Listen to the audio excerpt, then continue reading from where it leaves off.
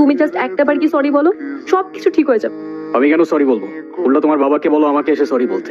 ঈশান, fault তোমারও ছিল, তুমি বাবার সাথে শাউট করছো।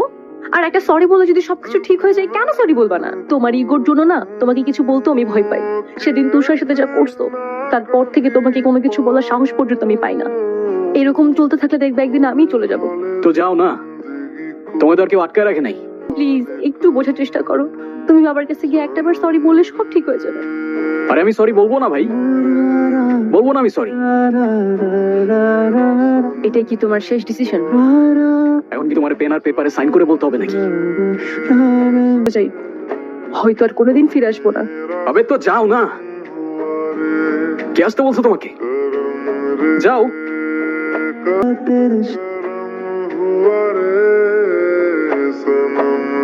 এই শোনো, তুমি এখানে স্কুলে যাওনি? একটা ঝামেলা হয়ে গেছে, নানু ভাই সব জেনে গিয়েছে। এই রে, ঝামেলা হয়ে গেল। এই তুই কি স্কুল বাঙ্ক করে আসছো? এখন কি করবা? চলো আমরা দুইজন মিলে একটু ঘুরি। একদম না। কি হলো? আমি বাসায় যাব না। এই বোকা, এখন তুমি যদি বাসায় না যাও তোমার নানু ভাই টেনশন করবে না? টেনশন করুক, আমি বাসায় যাব না। বাসায় গেলে আমার আর রক্ষা নাই।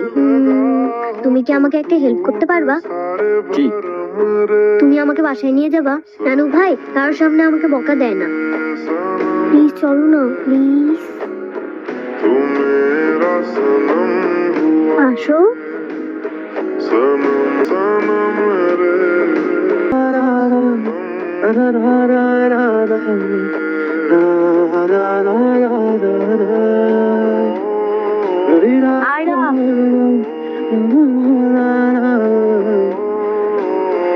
এখন তুমি স্কুল বাঙ্ক করা স্টার্ট করেছো, আবার টিচারকে fake গার্ডিয়ানের sign দেখিয়েছো।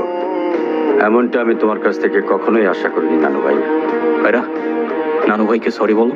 I don't say sorry, আমি সরি বলবো না। আয়রা সরি বলো। আমি কি করলাম? আমি কেন সরি বলবো? কখনো কখনো আমাদের ভুল না থাকলেও সরি বলতে হয়। বেসিক্যালি ওর কোনো দোষ নেই। ওকে আজ স্কুল বাঙ্ক করতে দেওয়াটাও আমার ঠিক হয় নাই। তো ওর হয়ে আমি ক্ষমা চেয়ে নিচ্ছি। I am sorry.